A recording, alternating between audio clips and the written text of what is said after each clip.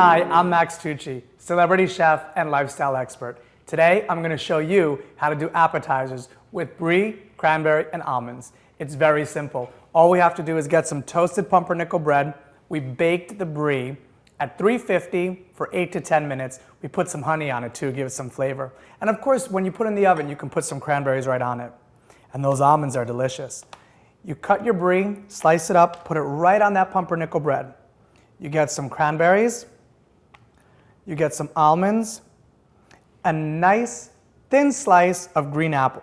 And you can just put it right under that piece of brie, and you've got your brie, cranberry, and almond appetizer. I'm Max Tucci. Thanks for watching.